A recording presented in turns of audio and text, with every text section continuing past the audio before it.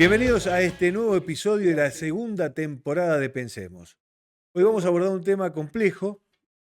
Hace un poco tiempo hemos visto cómo este gobierno, nuevo gobierno en el cual asume Milei, ha tomado una postura de, digamos, reivindicación de los militares y tratando de volver a darle eh, ese espacio que fue perdiendo y fueron perdiendo por distintas políticas vinculadas a que todo lo que tenga que ver con lo militar estaba mal. Por lo tanto, hemos visto eso. Pero hace unos meses o unos días, el Ministerio de Defensa ha dado de baja a 23 entre coroneles y generales, entre los cuales, por ejemplo, se encuentra el hoy dado de baja, ex coronel Losito, veterano de la batalla de Puerto Argentino, de la que todos conocemos como la Guerra de Malvinas, sobreviviente de uno de los combates más feroces, el de Top Malo House, donde es herido gravemente en las piernas y en el cuello, donde después de un acto heroico y un combate feroz, los ingleses lo reconocen y a través de su médico, de un médico militar inglés, le salvan la vida. Y resulta ser que hasta este mismo médico militar inglés manda una carta a Argentina diciendo que no puede entender que ese valiente soldado que había defendido, que había curado, perdón, lo, lo dan de baja. No solamente lo dan de baja, le sacan su jubilación, lo que las Fuerzas Armadas se llama retiro. Le sacan la obra social a una persona que trabajó toda la vida y aportó toda la vida en una actividad y sobre la cual la hizo correctamente y con un valor y un desempeño formidable. Esto es condenar a estos 23 entre coroneles y generales prácticamente a una muerte lenta y una muerte muy dolorosa. Por eso, en este programa hemos pedido la intervención, y tengo la suerte de conocerlo, a Leo Pérez Videla, un abogado mendocino que lleva desde hace más de 10 años muchísimos juicios para defender a aquellos que son acusados de lesa humanidad. Y él que nos ponga un poco de claridad en todo esto. Así que, Leo, muchas gracias por venir, un gran placer que estés acá. Hace rato que queríamos hablar de esto, pero bueno, se ha dado ahora y es un gran gusto que estés con nosotros. Bueno, gracias estimado Giacho por tu intermedio. Aprovecho para saludar a toda la audiencia, a todos aquellos a los cuales llegue este programa que estimo que cada vez sea mayor cantidad. Gracias, La Leo. gente que esté escuchándote y escuchándonos en este caso. Bueno, te escuchaba atentamente y me parece que la mejor forma, en forma introductoria, que podemos abrir o abrir disparadores de discusión analítica sobre el tema, debe necesariamente entonces comenzarse por ver por qué hemos llegado a esta situación, por qué llegamos a que más de 20 personas que fungieron en distintos rangos militares se les dicte una resolución administrativa que les produzca en forma real y concreta tanto daño, porque en definitiva lo que vos estabas tratando de explicitar en términos concretos es tanto daño, es no solo que pierdan su carácter funcional o castrense, sino aquellas cuestiones más vinculadas a lo que llamamos o lo que decimos nosotros desde el punto de vista jurídico los abogados, su vida de relación, su vida real. Y su medio para poder sobrevivir. En consecuencia, su vida de relación hoy, personas octogenarias o de aún mayor cantidad de años, que tengan que enfrentar, relacionadas concretamente con problemáticas de salud gravísimas, que implican una asistencia medicamentosa, médica, interdisciplinaria, que yo me animo a decirte que en el 100% de los casos o insume costos altísimos. Entonces, ¿cómo hemos llegado a ver a esta situación? Que desde lo jurídico aparezca una resolución administrativa que imponga o que de alguna manera sí imponga la adopción de estas medidas. Y yo humildemente creo que qué debemos empezar a ver y qué debemos empezar a revisar. Y esto, humildemente también, perdón que reitere este término, pero creo que el desafío está en materia legislativa. Creo que por allí puede haber una salida a terminar con esto que nos está ocurriendo. Interrumpimos este episodio para agradecerle a todos los que nos están ayudando a poder realizar esta patriada, aportando sus esfuerzos, a el alias Pensemos, en plural, Pensemos MZA, y sabe que este programa se hace con fondos propios y con aquellos que nos están ayudando. Así que cualquier duda que puedas darnos para ser parte de este proyecto, no dejes de hacerlo. Todo nos viene bien, todo. Y si no tenés dinero, no dejes de suscribirte al canal y de ponerle like a este episodio para que pueda el algoritmo de YouTube multiplicarlo y que lo vea mucha más gente. Muchísimas gracias por todo el apoyo y por seguir bancando. Puedo decir que para de alguna manera interpretar y entender lo que pasa hoy, deberíamos volver a la génesis de lo que empezó a pasar cuando se trata de analizar los sucesos de la década de 70. Exactamente. Entonces, muy brevemente voy a tratar de darles un pantallazo. Tomate el tiempo que haga falta, Leo, Bien. porque este programa lo que tiene es que es tratar de tener una charla donde tocar todos los aspectos para poder Bien. que sea esclarecedor, comprender, ¿no? verdaderamente. Bien. Entonces, debemos partir de una mirada que debe recaer sobre la década del 70 y qué efectivamente pasó.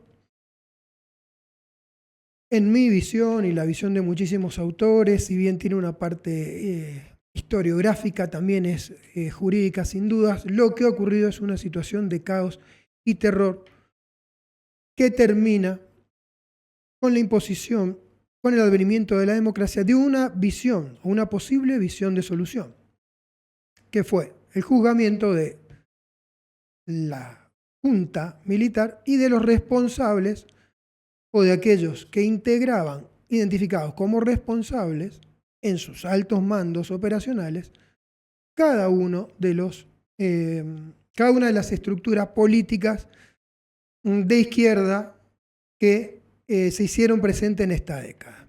Hablamos concretamente de el ERP, de Montoneros y otras facciones. FARC. Exacto, que en adelante se desmembraron.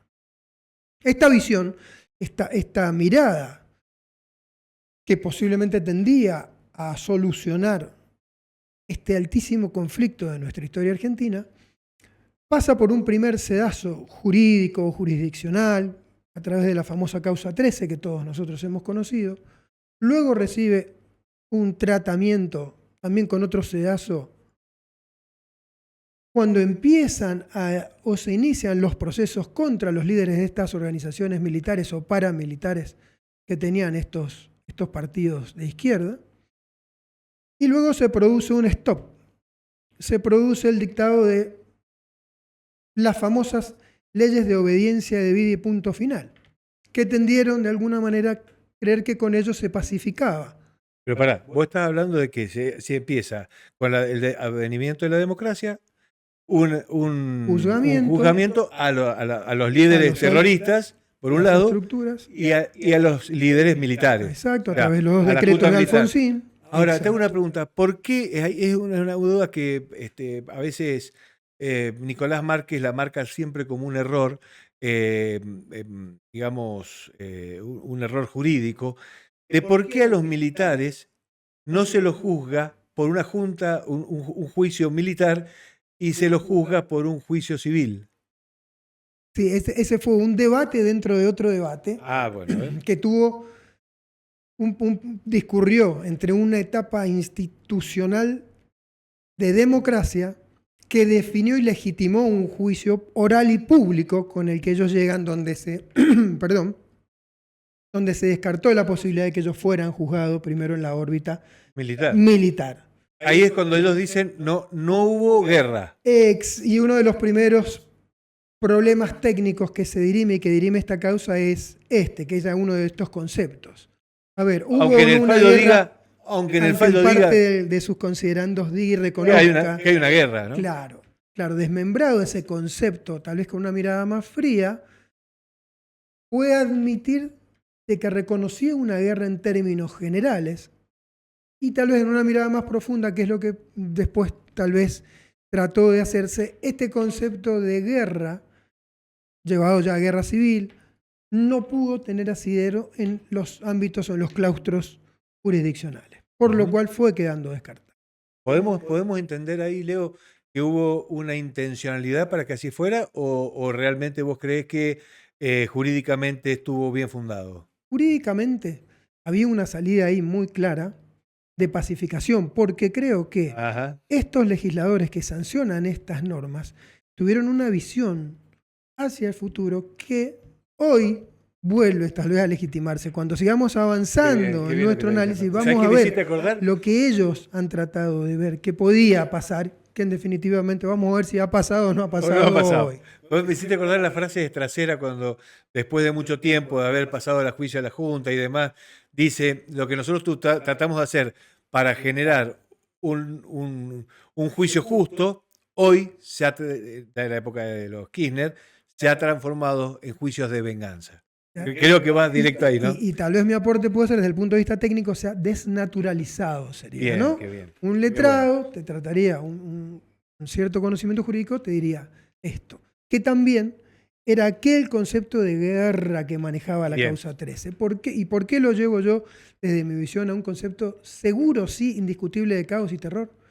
Porque tal vez podamos disentir en el término, y si aplicamos o no el término guerra, convencionalmente establecido por los tratados que regulan todo este concepto de beligerancia armada y entre qué y qué clase de bandos. Por ejemplo, que sea que haya un territorio propio, por ejemplo, que haya un campo de batalla limitado, una reglas, zona. Exactamente. Existan reglas de derecho internacional Para definir lo que es una guerra. Para definirlo. Bien. Pero incluso saliéndonos de esto, tenemos organizaciones armadas que establecieron sin dudas una situación de caos y terror, que generaron y actuaron de la forma en que organizaciones terroristas expresan una parte de su modo de acción, sin lugar a dudas. Y tenemos un elemento crucial, que es que recibieron ayuda internacional. Eso está acreditado en los juicios.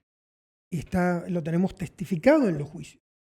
No solo esto, sino que el proceso de formación de cuadros fue de esta manera. Entonces ahí, si nos vamos a las convenciones internacionales y si vamos a Ginebra y vemos las primeras convenciones de la lucha contra el terrorismo, tenemos cierta tipología, tenemos una alternativa de poder definir típicamente estas conductas también, como de aversión a estas normas de derecho internacional y en consecuencia el devenir de una posibilidad de juzgamiento legítimo. Perfecto. Entonces volvamos a donde estábamos, que era leyes de punto final y obediencia de vida. ¿Qué vieron? Dijeron, esto tiene que parar en Argentina, esto tiene que llegar. Los dos líderes, los liderazgos, terminado. Terminado. Bien. Continúa el desarrollo de nuestra vida institucional en forma democrática. ¿Y qué se empieza a discutir? Se empieza a discutir que haya una separación conceptual entre qué se debe poder seguir juzgando o no en virtud de los acuerdos internacionales. Y aparecen toda la cuestión de los tratados de derechos humanos que incorporamos nosotros constitucionalmente del 94, claro, y una interpretación de qué hacemos en consecuencia y qué no. Y qué queda legitimado y qué no. Nulidad, lo que todos sabemos, lo que hemos leído un poco, nulidad de las leyes de obediencia debida y punto final, a reapertura de juicios. ¿De qué juicios? Solo.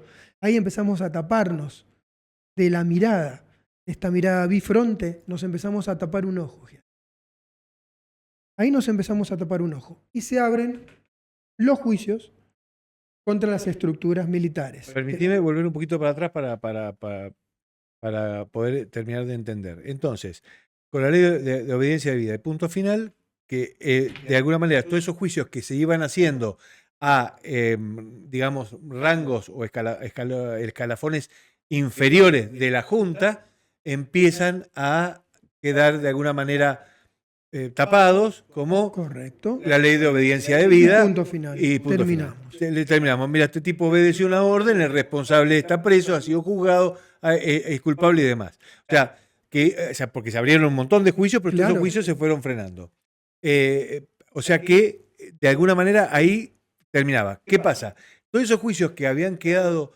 Y te agrego algo más para sí. que se entienda cómo venís vos tratando de entenderme. Y se habían abierto juicios como el caso del ataque terrorista al capitán Viola, Sí. 24, y también se termina todo, para que entendamos. Se iba terminando todo. Perfecto. O sea, Miembro juzgado Montonero, Firmenich, se termina. se termina de ahí para abajo. Se terminan todos. Esa era la idea.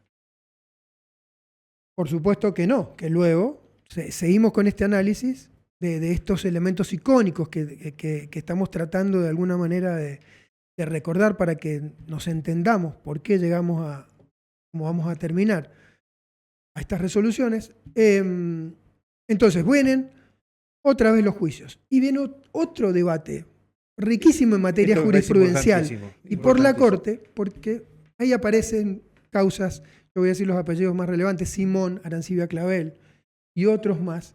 Varios de esos son casos que has llevado vos, ¿no es cierto? Claro, que determinaron una forma por la cual se podía seguir adelante.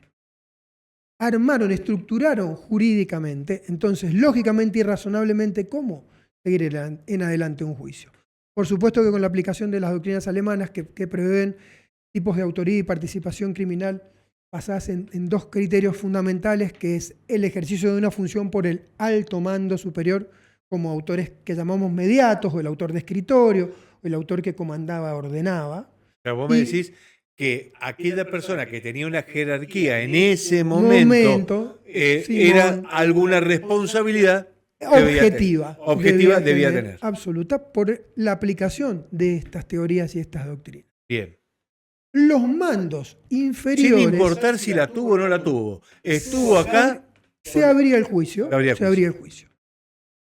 En los mandos inferiores había un criterio de determinación de responsabilidad objetivado en una mayor cantidad de pruebas o en un mayor caudal probatorio. Es decir, ya no hablábamos solo del líder, del jefe, que tenía un grupo de inteligencia militar, un grupo de cualquier sector. El jefe de un regimiento o de una brigada. Sino que las personas que en el orden escalafonario del mando venían hacia abajo, debíamos encontrar prueba objetiva. Y así fueron esos juicios, así fueron los juicios en los que yo estudié y participé. Entonces teníamos estas dos definiciones de responsabilidades tan claras.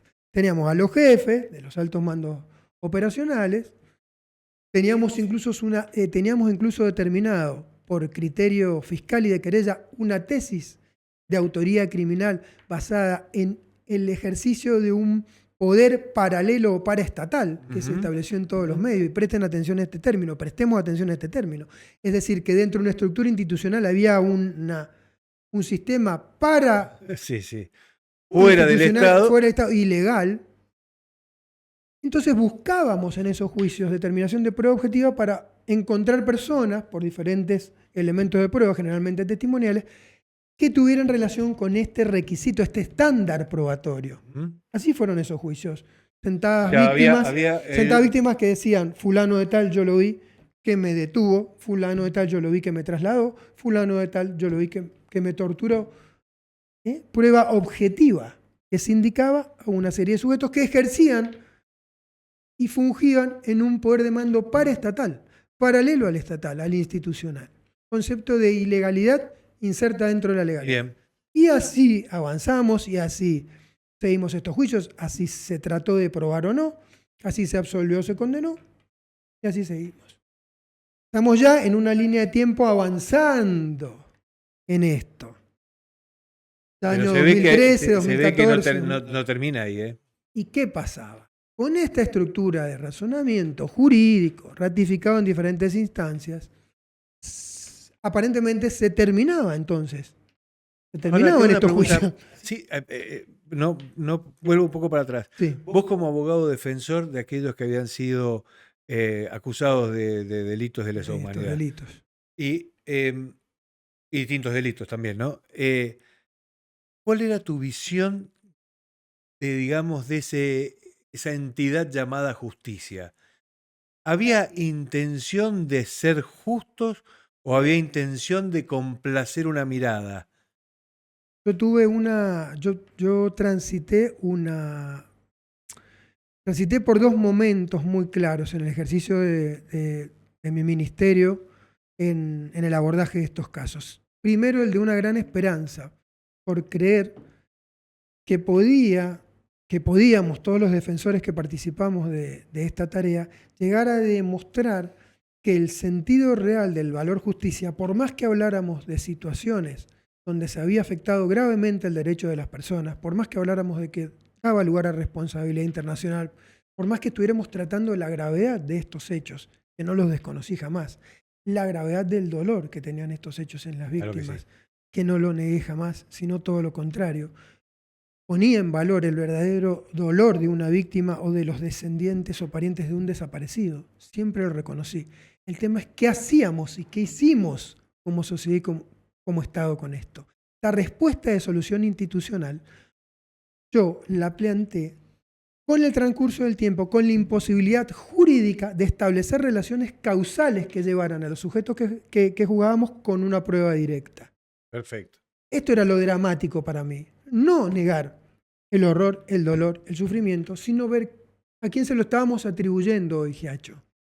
¿A quién hoy estábamos? Y con eso le estábamos ofrendando a la sociedad una propuesta de solución de tamaño conflicto de nuestra historia, que llevó en cantidad de muertos, casi más muertos que los que tuvimos en los procesos revolucionarios, como lo he dicho en parte de mis alegatos en tantos juicios que he estado, de nuestra época revolucionaria y posrevolucionaria. Cuando estábamos nosotros debatiéndonos como país en Argentina, te llevo a la primera Cepeda, sí. De Cepeda en adelante me vas a seguir, a Casero, sí, Pavón en adelante.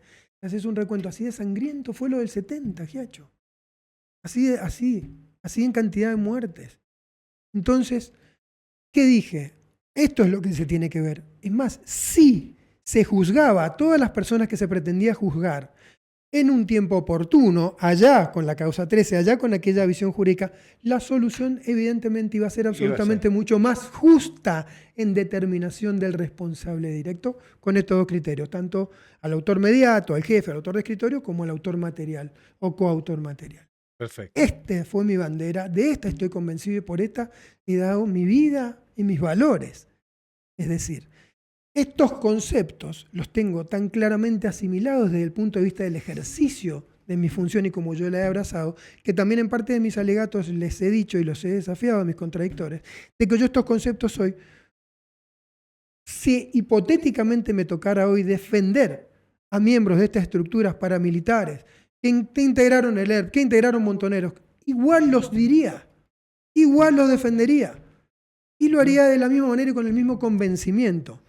Y este es el desafío. Y así es como lo tiene que ver hoy la sociedad.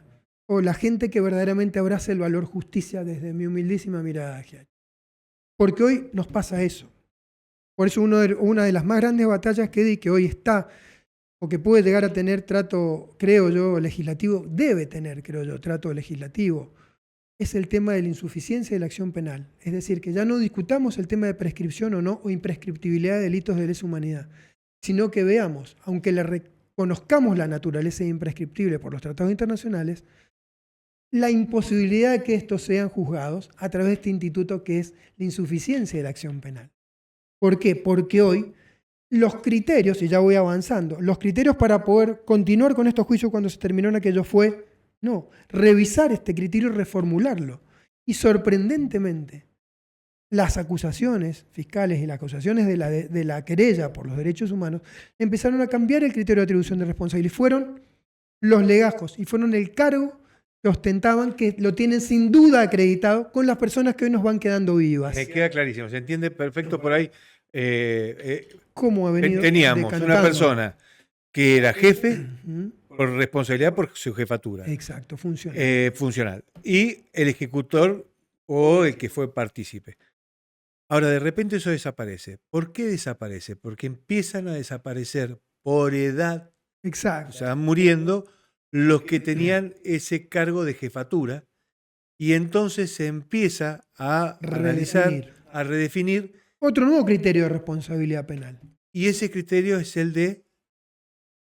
Te responsabilizo por las constancias que tengo sin duda del cargo en el lugar donde vos estuviste, donde pasaron personas que fueron torturadas, que sufrieron Sin diferentes importar violaciones de si mi derechos humanos. cargo era de barrendero. O sea, si yo estuve Desde ahí... cabos, desde agentes, cabos, las personas que están vivas, hoy siguiendo ese criterio de responsabilidad penal, pueden ser juzgadas, se le puede atribuir responsabilidad penal y pueden recibir hasta la pena de perpetua.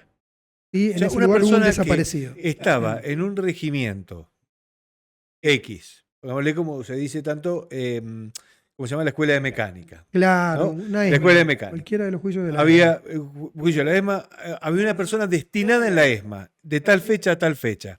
En esa fecha se presume que hubieron, o se confirman, violación a los derechos humanos. Un desaparecido. Un desaparecido. Esa persona que estuvo ahí, por el hecho de haber estado ahí, aunque no hubiera tenido nada que ver... ¿Qué ocurre? Este es el drama. Por eso la insuficiencia de la acción. Y perdón que te interrumpa, Giacho, No, pero está me vas a perfecto, entender. está perfecto. Se sienta la persona que vos tenés que defender y ya no tiene cómo defenderse porque aquel bagaje probatorio con el que podía contar, si esta acusación se la hacíamos cuando correspondía, hoy no la tiene, Giacho, hoy no la tiene. Eso es lo que me pasa, eso es lo que nos pasa. Porque el criterio es otro y de esa acusación no puede salir. Tendríamos que inventar de que estaba, pero que estaba enfermo todo ese periodo. Claro. A ver si en el legajo estaba que estaba enfermo, porque si no, que estaba de vacaciones, algo había pedido el retiro, afectado, no sé. claro, que ese día estaba, cosas que es parte de una teoría de la prueba diabólica, se vuelve para el sujeto. Fíjate cómo retorcemos el concepto del derecho penal. El derecho penal que tiene institucionalizado desde hace más de 200 años justamente la garantía del principio de inocencia, la garantía del principio de indubio pro reo, la garantía en realidad que tiene el imputado de que el que debe probar es el que lo acusa, no él movilizarse para probar su inocencia. Cuando vos acusás a un muerto, ¿no? A una persona que ha muerto de algún delito, el proceso judicial no existe porque esa persona no se puede defender. Correcto. Entonces, no hay proceso judicial. Correcto. En este caso... Hay un instituto que es el sobrecimiento por muerte. Por muerte. Incluso. En este caso, de lo que estamos hablando, es de que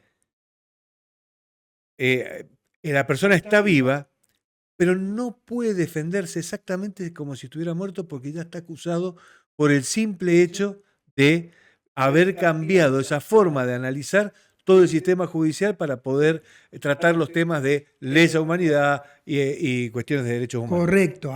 Llega hasta tal punto una visión distorsionada de estos institutos que ya ni siquiera vos vas a profundizar el origen de todos estos razonamientos jurídicos, que son las teorías alemanas, de los juicios de Nuremberg, que todos hemos escuchado, y esta definición de responsabilidades, que hasta autores que luego vinieron, que lo hemos trabajado y que lo citamos, empezaron a modificar y a frenar estos criterios. Y estamos, ojo, juzgando un Estado que se transformó absolutamente para violar derechos, que tampoco fue el caso argentino. Entonces, tampoco podemos analogar una situación, como vos bien dices, de la ESMA o de cualquier lugar en donde se violaron derechos humanos, donde flagrantemente se violaron derechos humanos y vivieron desaparecidos, que nadie discute, con un campo de concentración nazi. Que esta es también otro de los dramas, porque hoy se lo analoga. Claro. Hoy se lo analoga, sin decirlo, pero se lo analoga. Y no es así.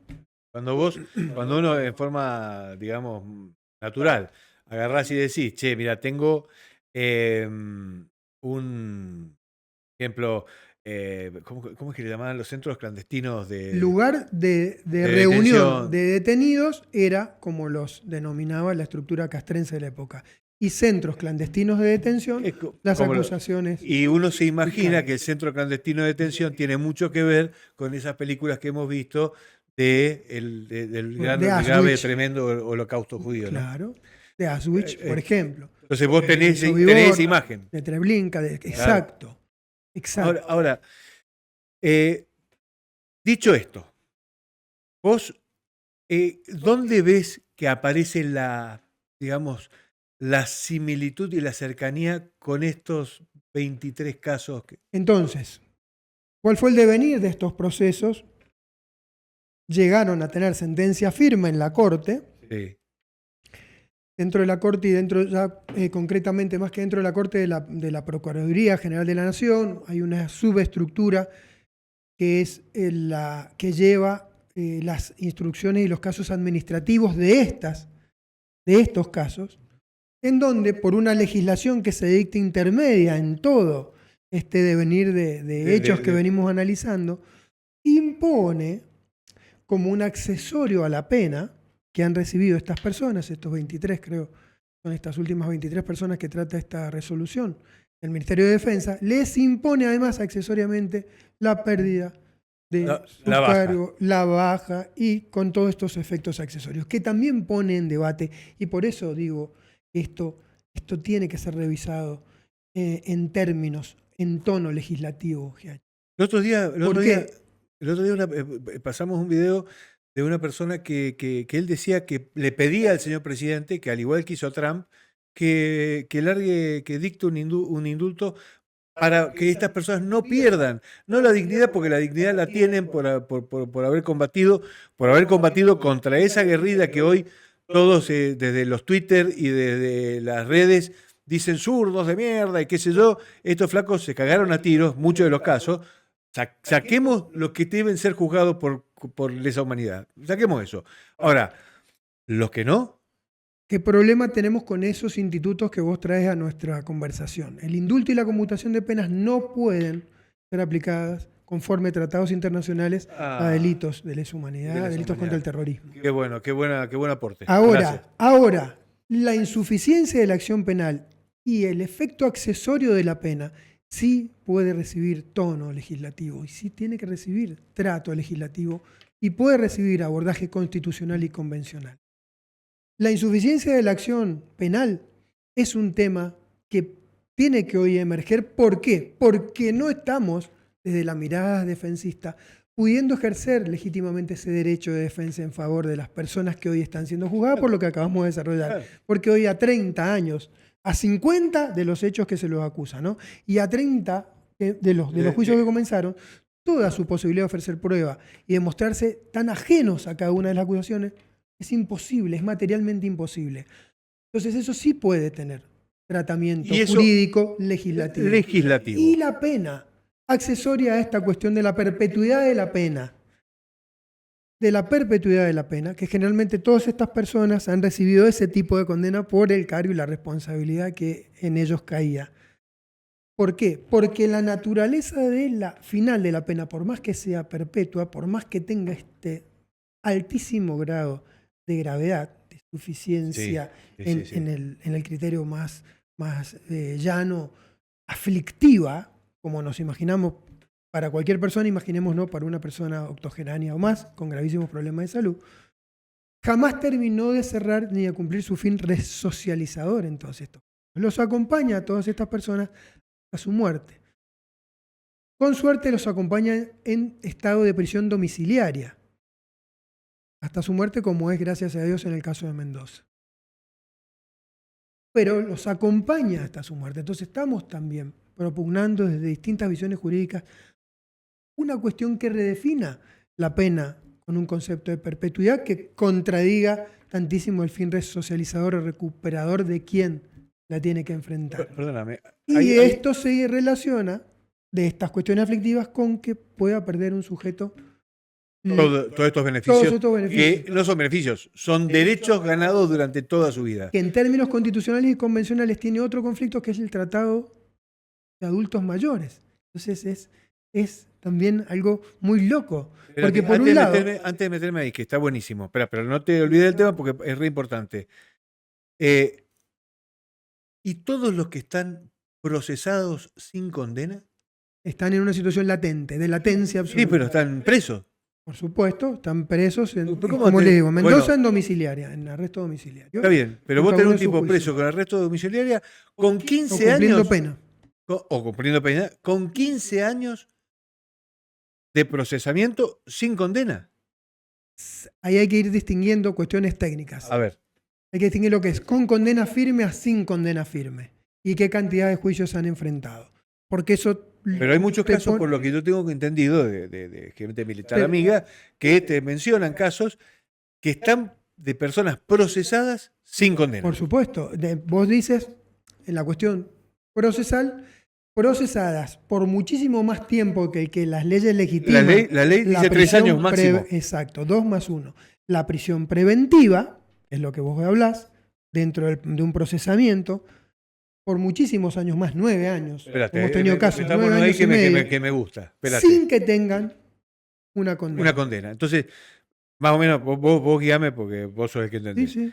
Vos tenés una persona procesada, o sea, el proceso sería una especie de investigación De juicio. de juicio para ver si esta persona Determinar tiene responsabilidad, culpa o no. Y ese proceso, vos podés estar procesado por un tiempo, básicamente, ¿por qué motivo? Porque podés tener riesgo de fuga.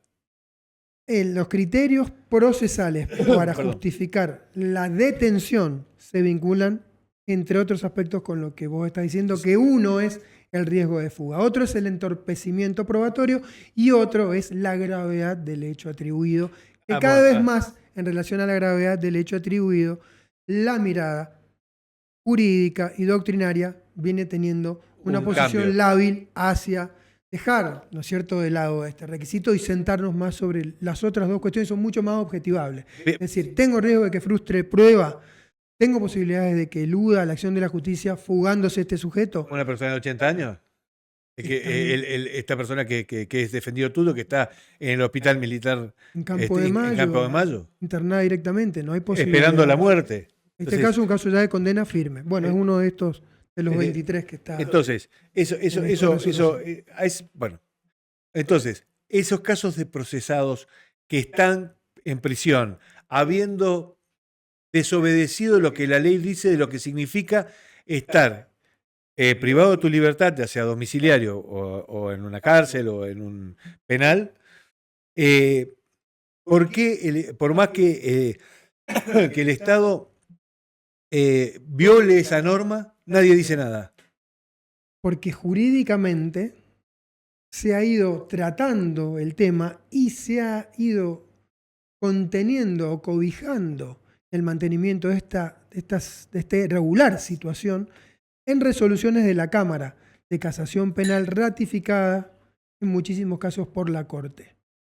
Entonces, la gravedad del hecho terminaba de la acusación por imponerse por sobre todos estos otros aspectos que verdaderamente tienen que tratarse, y la gravedad del hecho determina hasta hoy en muchísimos casos que se legitimen las prisiones preventivas.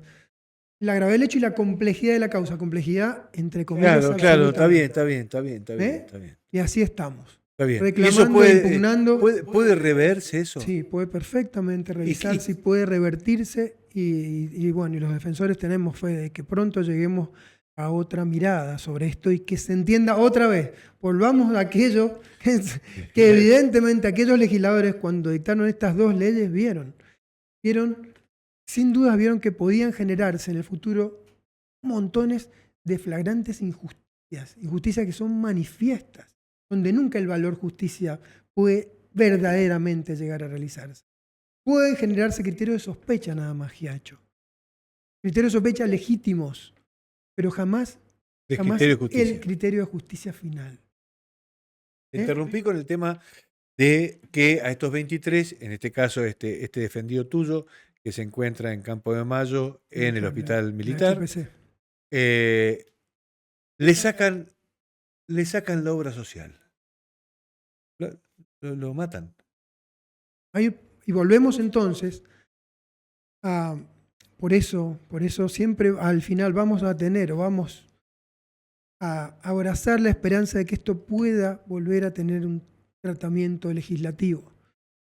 Que hayan legisladores que se conmuevan de estas situaciones, pero porque los hechos hablan por sí solos. Los hechos demuestran lo abyecto que puede ser una solución que aparece en el dictado de una resolución administrativa como con apariencia de jurídica, Giacho. ¿Y por qué una persona que corre riesgo su vida cada uno de sus días por el tratamiento que debe recibir, por los cuidados y los medicamentos, siendo adulto mayor, estando protegida por un tratado internacional, no puede recibir una resolución administrativa. Y que ¿Por qué a todos nos suena? el ministerio no tiene, evidentemente, gente capacitada para poder entender esto que desde acá, desde Mendoza, no estamos hablando con la lumbrera más grande del mundo. Cualquiera que escuche eso se da cuenta que alguien tiene que analizar si estás afectando otros derechos. O simplemente fue... Considero yo, con todo respeto al razonamiento jurídico que pueden tener o visiones otras personas, yo considero que estamos obligados, antes de dictar esas resoluciones, de ver qué implicancia en otros derechos y qué rango tienen otros derechos como posible riesgo de afectación si yo dicto esas resoluciones. Y en esa cuestión de rangos, que haya o no el riesgo de responsabilidad internacional frente al riesgo de muerte de una persona a la que yo le aplique estas normas, creo que la discusión es... Creo que no hay más para hacer. De hecho, tanto es así que hoy como ejemplo, yo en estos días pensaba, Argentina de alguna manera denuncia el tratado por el cual estamos incorporados a los acuerdos internacionales de la Organización Mundial de la Salud. Sí. Incumpliríamos seguro una serie de obligaciones y seguro el Estado argentino va a incumplir. Sí. Eventualmente va a generar responsabilidad internacional del Estado, como dicen todas estas resoluciones, parafraseando siempre el mismo concepto vacío. Que esto, ojo, esto puede traer responsabilidad internacional del Estado argentino por los acuerdos y pactos. Qué buen ejemplo estás poniendo, qué buen ejemplo. En el hecho concreto es evidente, en la búsqueda, ¿no es cierto?, de esta defensa de derechos superiores, que seguro tenemos los argentinos, que es lo que ha valorado los representantes del Ejecutivo, han valorado este choque, con esta confrontación de derechos o de responsabilidad y se ha inclinado por tomar una decisión soberana, absoluta, sin que haya pasado en realidad absolutamente nada. Ahora, ¿vos crees que han tomado... Perdóname, que no quiero pecar de antipático. ¿Pero vos crees que lo han tomado en serio? ¿Han hecho un análisis profundo o han recibido una orden y han dicho, che, esperá, acá hay 23 flacos que hay que darlo de baja, sacale, y lo firmaron así nomás?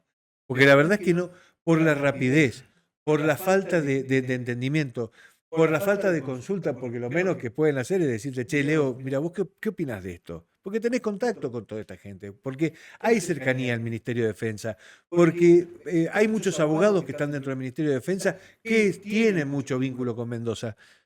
¿Qué es lo que pasa que no se optó por la lógica de decir, pará, vamos a esperar a ver qué pasa, esto es un fiscal administrativo, no hay una resolución? ¿Vos leíste los considerandos? Claro, por eso iba a los considerandos donde uno, uno trata a través del análisis o lectura de la resolución de medir la razonabilidad y la manera jurídica de medirla en tantos de los aspectos que el derecho nos impone a nosotros, que tenemos que verter cuando analizamos esto. Los fundamentales, esenciales, son los derechos afectados o intereses en juego. Perfecto. En dos rangos, ¿no? Los particulares, los de interés superior o los colectivos, pero ya no sería en este caso los particulares. En ese punto es donde tenemos que detenernos concretamente. A ver, si puesta en marcha la resolución, ¿qué estoy cumpliendo? Estoy cumpliendo con una ley, que fue la ley que se cita, que establecía esta accesoriedad. Como yo te digo, esta accesoriedad es a la pena, a una pena de semejante magnitud, de semejante proporcionalidad. Seguíamos sumándole accesorias a la pena para llegar a esto. Esa legislación más el riesgo de incurrir en responsabilidad internacional del Estado. Bueno, tenemos ese razonamiento, llevémoslo al caso concreto. Llevémoslo al caso de estas 23 personas. Creo que son 23. Sí. Llevémoslo al caso concreto. Ahí es donde adquiere razonabilidad y un criterio jurídico. La puesta en marcha de este hombre que entendés vos, no recuerdo el nombre. Reinaldo Puebla, que está internado, esperando a morir. ¿Qué va? Viene mañana la orden judicial, ahora no tiene más la obra social de los militares. Lo tienen que sacar del hospital militar de Campo de Mayo. Y bien, PAMI, me hacemos imaginarnos situaciones. A ver, vos Está bien, decime, pero porque yo tampoco sé. Pero no tiene PAMI. No, tiene No que tiene. haber, tiene que producirse el dictado de resoluciones. O sea que- O recurrir a una obra social de su esposa, pensemos algo, no sé, estamos pensando en voz alta. Una situación de una persona en la que corre riesgo su vida cada uno de los días que le quedan por delante, enfrentar. Cada en este uno de mundo. estos que pasó, por los que pasó este expediente y esta determinación de haber sacado esta resolución del Ministerio de Defensa, estos análisis individuales se deben hacer mínimamente. Yo, ¿Cuánto hay más que el valor de con la todo vida? respeto, considero que se deben hacer, que esto es lo que legitima. Vamos a volver siempre sobre lo mismo que ha hecho. Sí. Esto es lo que nos va a nosotros y a la mayor cantidad de personas que lo analicen a unificar el criterio. Es que en el caso concreto, veamos, si afectamos derecho o no, que seguro el cumplimiento de una pena los afecta, seguro. Pero ¿hasta dónde? ¿Hasta dónde el poder aflictivo de las penas? Porque de ahí se deriva todo esto y la legislación que termina con esto. ¿Hasta dónde el poder aflictivo de la pena que queda firme, Está termina preso. impactando en un sujeto pero fíjate, qué paradójico y qué dilémico que es en lo que terminamos hablando, que es que la pena tiene que terminar por reencauzarlo, reeducarlo, resocializarlo, de alguna manera. Depende de la tesis o teoría que abracemos Esta es una nueva de las teoría que es criminológicas de la función pena de la tiene pena. que llevarlo a la muerte. A la muerte. Al cementerio. ¿Qué una resolución de este tipo?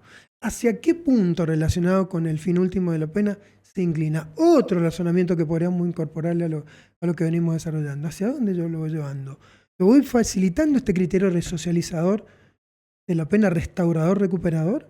¿O lo voy llevando a un camino de muchísima mayor dificultad, como es dejarlo a una persona que está internada en un hospital casi a diario o a diario?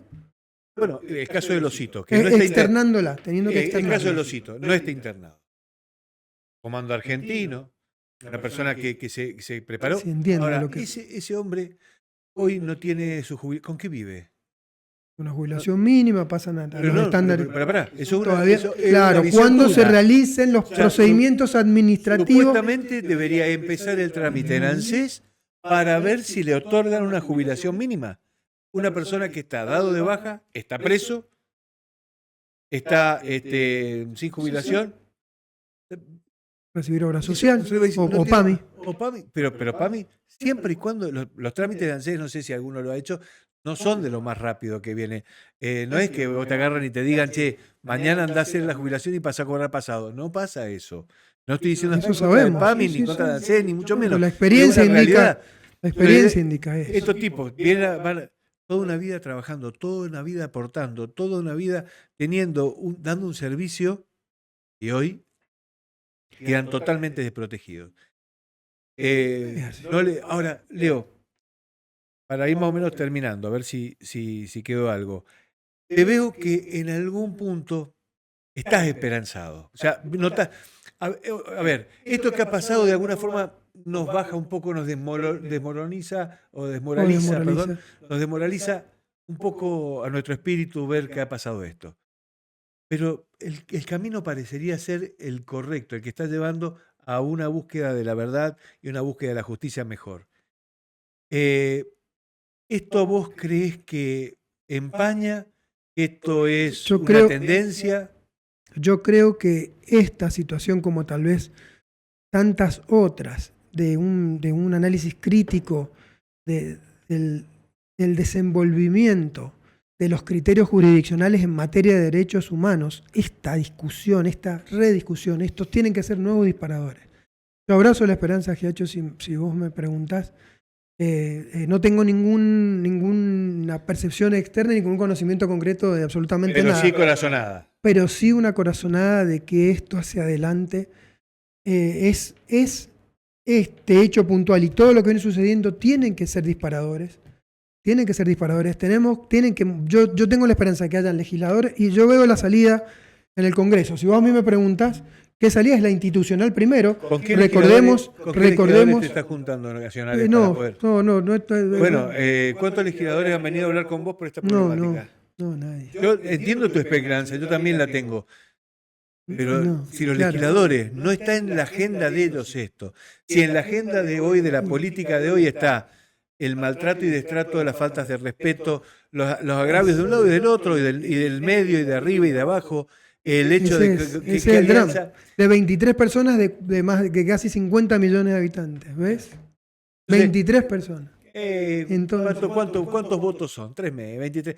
Pero si pueden votar de la cárcel también, y del hospital militar también. Entonces, están viendo, pensando en las alianzas, están pensando, los legisladores, me refiero a nacionales, los legisladores nacionales mendocinos, es un buen desafío para que tomen esto. Después, cuando estemos privados, por ahí vamos a hablar de algún legislador que tenga un vínculo muy, muy fuerte, legislador nacional, no de Mendoza, pero bueno, por ahí tal vez él nos pueda ayudar a poder presentar algo. Porque seguro. presumo que vos, todas estas ideas que vos Seguro. tenés, existen. Y están. Venimos a decirte, más de 10 años que yo las he propuesto, por supuesto siempre que en el ejercicio de mi función, con una visión crítica de cada uno de los juicios. Así es que lo tengo absolutamente claro y estoy absolutamente convencido de que este es el camino si ponemos por delante esta cuestión esencial de afianzar la justicia, ¿no? Esto del preámbulo que no puede quedar solo en palabras. La justicia.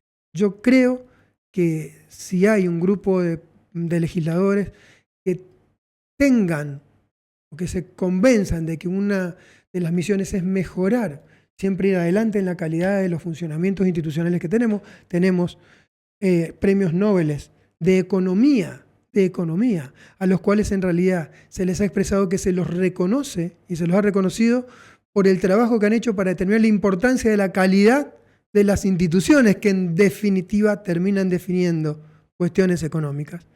Si hay legisladores que vean eso... ¿Podés explayarte un poco más? Mucho. A ver, otra de las cosas que me han impactado, ¿no? Claro, yo decía, ¿cómo puede ser que Nobel de economía, todos vamos a esperar que el descubrimiento de una fórmula económica, no sé, desde la pirámide de Maslow y todo aquello que vimos, no sé, a las diferentes las curvas de consumo, algo matemático, científico, que permita laurearlos con semejante reconocimiento. Y cuando uno lee, por lo menos yo no he leído la resolución, pero he leído varios contenidos de trabajo y la repercusión que ha tenido en el periodismo, porque eso es honestamente lo que he leído, pero todos destacan absolutamente que el premio se les reconoce por el trabajo analítico de la calidad de las instituciones, entre ellas vinculadas, por supuesto, con estas cuestiones de la economía y del bienestar en general. Bueno, el fin último de la economía...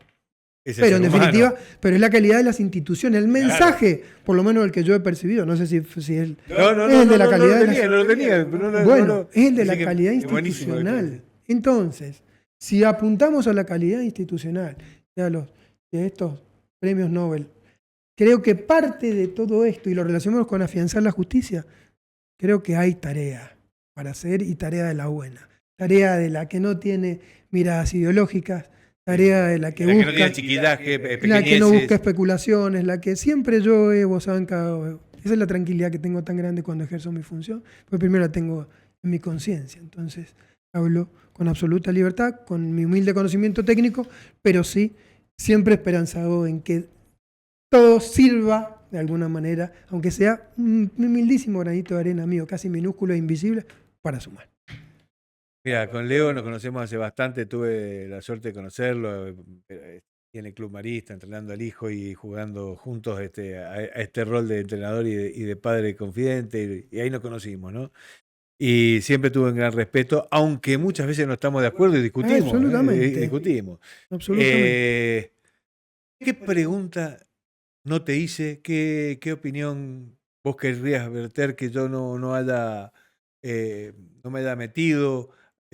Algo que haya quedado colgado. No, la verdad que te agradezco profundamente el espacio, te agradezco que hayas pensado en mí, porque realmente me he sentido muy cómodo con la conversación y generar estos ámbitos de discusión, de diálogo, análisis, de debate, plural y técnico, creo que van a, en definitiva, a sumar. Que suman, y eso te agradezco por ese rol que vos has abrazado, porque lo estás haciendo muy bien.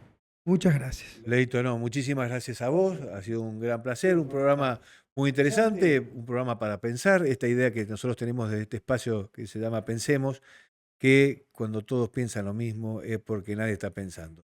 Nos vemos en el próximo episodio y te agradezco mucho que hayas llegado hasta acá. No te olvides de ponerle like a este video y de suscribirte al canal para que el algoritmo de YouTube nos lleve a este video a mucha más gente. Muchas gracias y nos vemos en el próximo episodio.